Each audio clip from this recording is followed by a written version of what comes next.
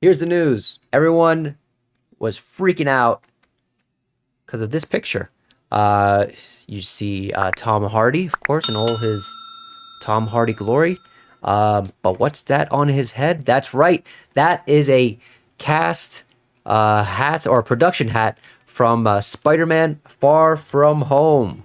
So, of course, it's led to many people theorizing and just speculating that he has something to do with the movie, that he's going to appear in it somehow, or, somehow the Venom character that he plays is going to be linked to the upcoming Spider-Man film that is coming out later this year in December. We already know, based on the trailer that we got, we already know that there's some funny business going on with the whole multiverse shenanigans.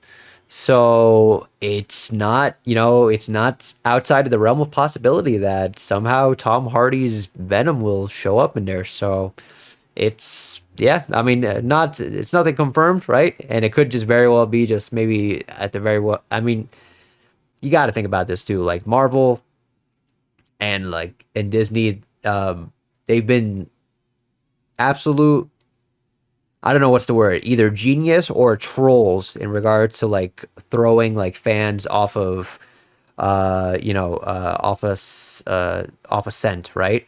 Of what they think might be happening, or what might happen in like an upcoming movie or show, right? They are not they do not refrain from like playing dirty, right? They are not above like showing things in trailers that just like are completely fabricated and edited and do not appear in the final product whatsoever.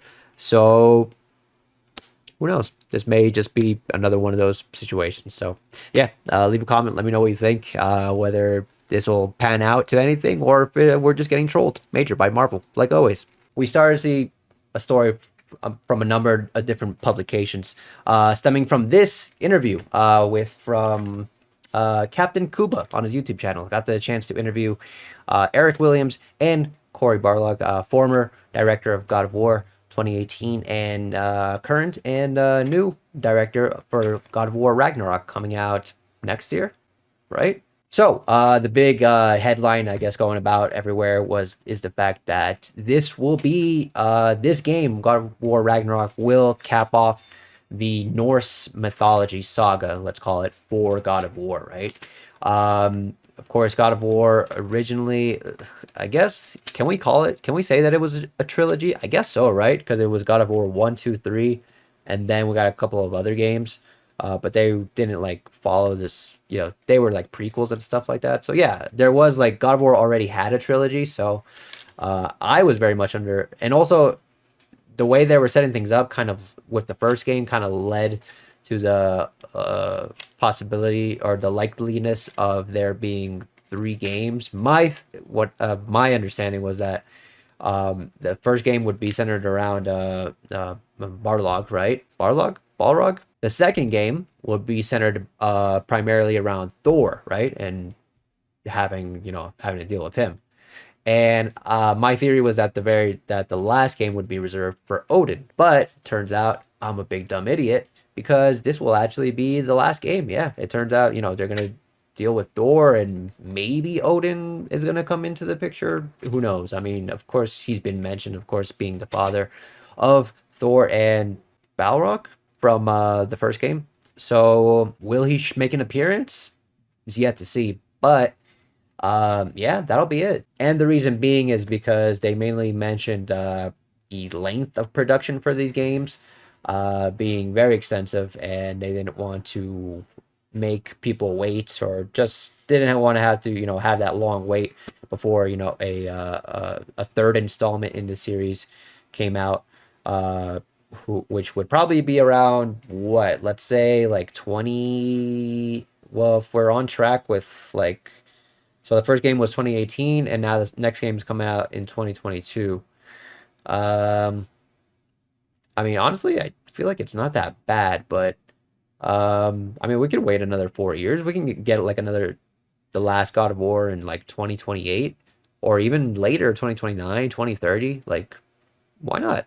like I said, I was expecting 3 games, but hey, if they, I mean, they're the ones making the game, they're the ones writing the story. As long as they feel like, if they feel 2 games is enough for them to, uh, tie all the knots and like close all the loops and you know deliver the message that they want to deliver at the end of the day, then yeah, I'm all for it. That's really what it comes down to, right? To as long as the final product doesn't suffer, right? As long as it's not like a situation where they're like rushing it, right? Or like trying to cram everything.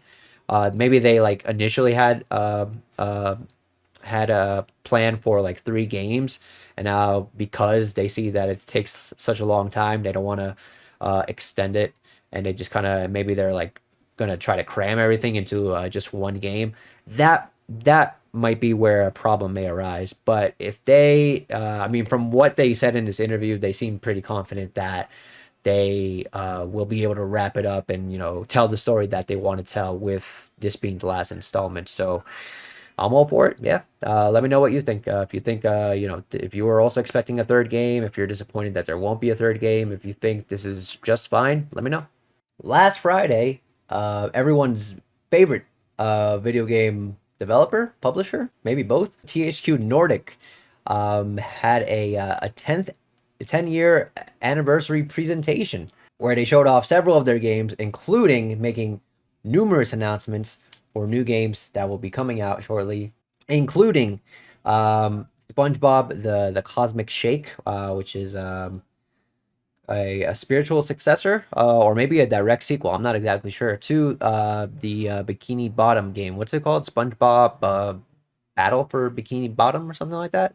I think it shows up here around here, and if it hasn't already. And a yeah, a sequel to that game that just showed up just a second ago. Oh no, sorry, a remake, or just like a remaster, I guess. Destroy All Humans 2 Reprobed, coming out for new generation consoles, or yeah, the new generation PS5, Xbox. So those two, among countless other games, Jugged Alliance 3, Elix 2, Superpower 3, Outcast 2. It's crazy to me that a lot of these games that were announced were like sequels, right? They had like 2 or 3 after their names, and I've never heard of them. And I looked them up while they were announced, and turns out these are games that were like from the, like, they haven't had an installment since like the 90s. So I guess it makes sense that I never hadn't heard of them. But it's, yeah, it's crazy to think. So not really familiar with a lot of these games. I've always wanted to play Destroy All Humans ever since it first came out, like back in PS2 games, and but I've never gotten around to it. But yeah, it's always been a game that sparked my interest. Never played the SpongeBob game, so yeah, if you are a fan of any of these games, please let me know. If you are hype, what was your favorite announcement from this?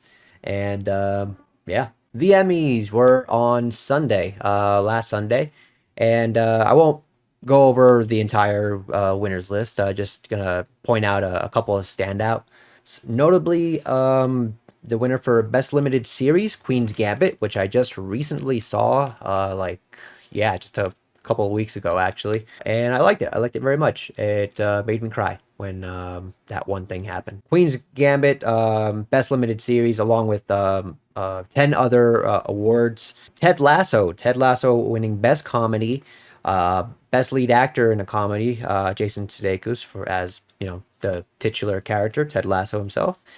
And best supporting actor and actress in a comedy. Those are four big awards, along with 3 other awards. Ted Lasso killed it, and if you haven't seen it, I highly recommend it. Having come out in 2020, in a year when like everything seemed like it was falling apart, Ted Lasso was like a shining like light to that, just kind of livened up all the craziness that was going on during that time, and just made you feel good. It was genuinely, it was, and it's so unexpected too, because you don't expect it from like a series based on like a sports, right? Yeah, usually I feel like, I guess it's like movies and like series based on sports. I feel like a lot of the times they kind of like follow the same beats. So it was very unexpected, but I highly recommend it. Strictly talking about the first season, I still haven't watched any of the second season yet, so I can't make any claims on that. However, that's going. But yes, Ted Lasso first season, very good. Watch it if you haven't. As far as other shows that spark interest, The Mandalorian acquired 7 awards, varying from stunts, music, graphic effects, and WandaVision. WandaVision got 3 Emmys. One for production, which I was very happy about because for me, the one thing that stood out to me the most with that series was the production, the set, the way they made each a different era of television, how they just brought it to life with the presentation of the set, everything, outside, everything outside of like the acting, right? The sets, the wardrobe, it was just spot on. It was so good. That was my favorite part, and I'm so glad, if anything else, that it got an Emmy for that.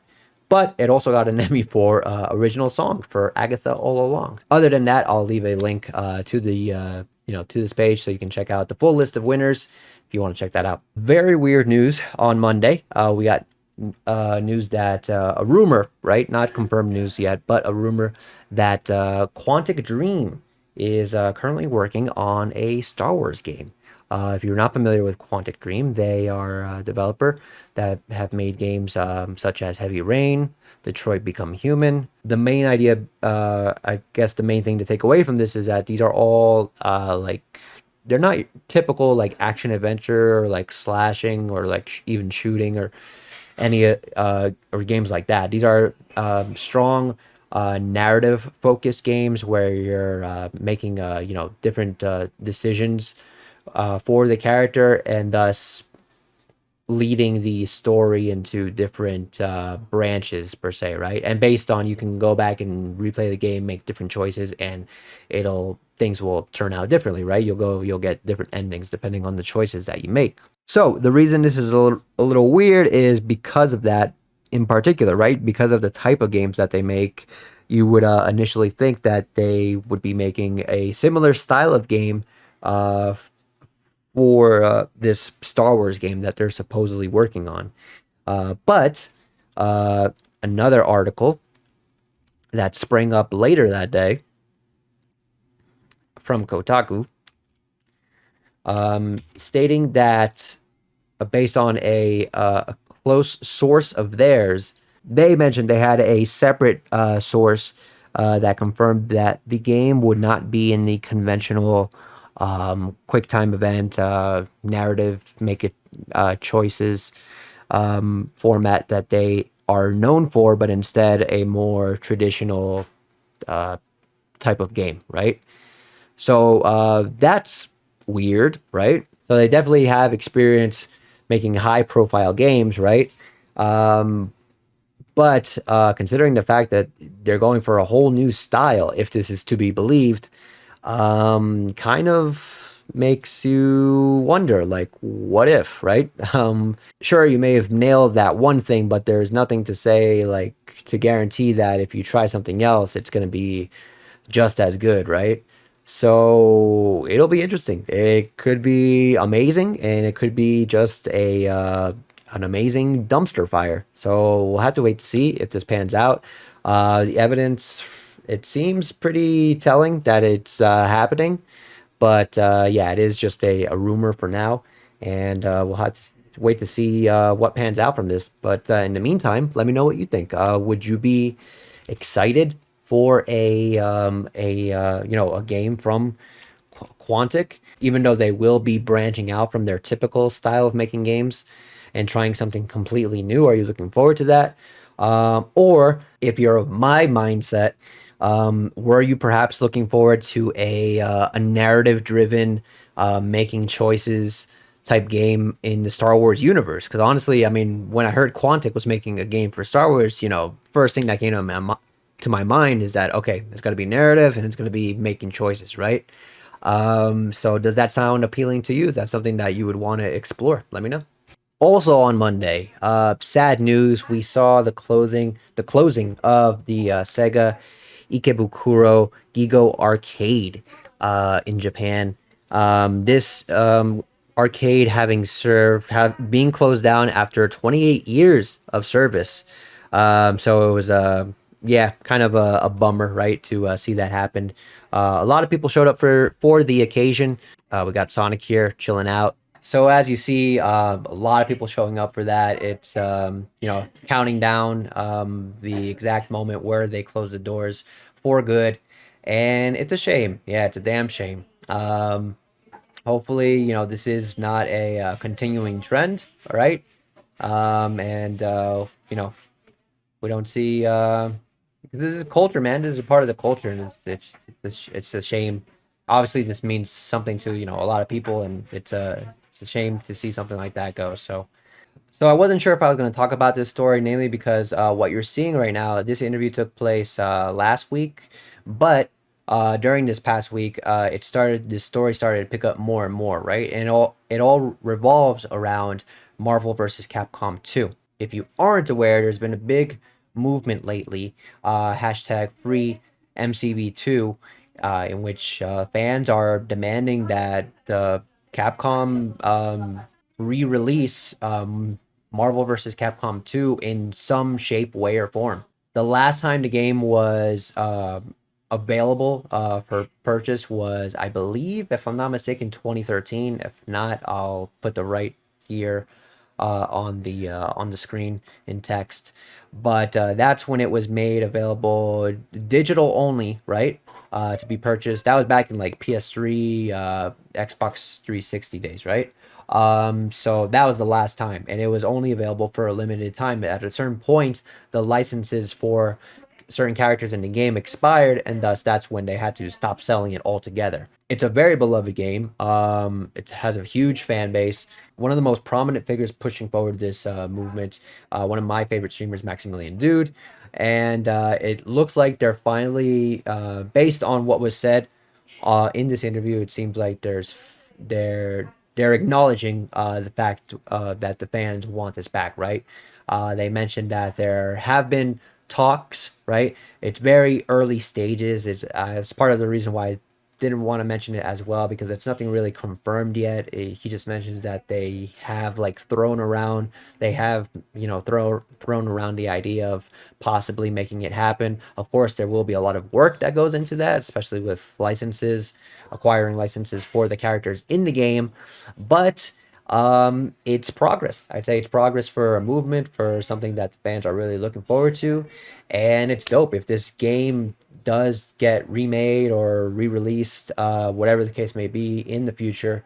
That would be very exciting, something very much to look forward to. A follow-up to the Blizzard workplace investigation story. Things are not getting better for them, right? Another investigation was actually started against them, this time by the U.S. SEC, the Securities and Exchange Commission, right? This not having so much to do with the actual accusations of the workers, but more so for the issues having to do with the accusations for the shareholders of the company, right? They're not too happy with all of this you know non-positive, not positive things going on, obviously, as I'm sure this is costing them a lot of money. So obviously not happy about that. So that's what this investigation is more centered around, right? Make sure that the shareholders are getting their money's worth. But overall for Blizzard, it's yeah, just not a good time. On top of that, their chief legal officer has dipped, right? Among numerous other prominent figures at the company that have decided to jump ship before things get worse. And yeah, it doesn't seem like things are getting better for them, only worse. But at the same time, I am kind of a cynic and feel like at the end of the day, they are, uh, can we say multi-million dollar corporation, right? I mean, got it, right? I mean, with like the games. And I feel, it kind of sucks, but it kind of feels like they're gonna get away with it at the end of the day, right? Usually, with these big corporations, that's what tends to happen. Maybe they'll get like a fine, something like that where they have to pay, but hopefully not. Hopefully, I do hope that, there are actually, people held accountable and like things, actual, consequences do occur for the people that have, caused, hearing, the stories coming out of this that have caused people, yeah, a lot of stress and anxiety and just harassment and man, a girl freaking killed herself. That's horrible. So yeah, it sucks because at the end of the day, it's more than likely that they're just gonna get a slap on the wrist, but hopefully not. Let's hope for the best, right? Yesterday, we got a Red Band trailer for the upcoming Injustice film. And I'm so happy about this because we got the first initial announcement trailer a couple weeks back, right? And I thought it was cool, but of course, it was missing something, right? Of course, this game being from the makers of NetherRealm Studios, who make Mortal Kombat, and the game itself having some pretty, brutal moments, especially the one moment, I guess, that we can say that the first trailer kind of left off on, and what we're about to see right here, which is probably the freaking coolest. And yeah, I'm hyped for this overall. So looking forward to when this comes out. Let me know if you are too. And the last bit of movie news that we got yesterday as well is the release date and title for the third Fantastic Beast film, which will be called Fantastic Beast: The Secrets of Dumbledore. So it seems like they'll be straying away even further from Newt Scamander and the Fantastic Beasts overall. And yeah, this has just basically become the Dumbledore show. So we'll see how that pans out. I actually very much enjoyed the first movie. I very liked seeing the variation of the different monsters, the different creatures that they showed there. I thought it was very cool. I haven't seen the second movie yet, although from what I've heard, it had very much less to do with that what I liked. So yeah, I'll have to watch it to see though. But yeah, if you did watch them and are looking forward to this, let me know what you think. Leave a comment below. That's it. That's the news. If you enjoyed the video, remember to leave a like. Please subscribe. It would help me out very much. And I'll see you next week. Peace.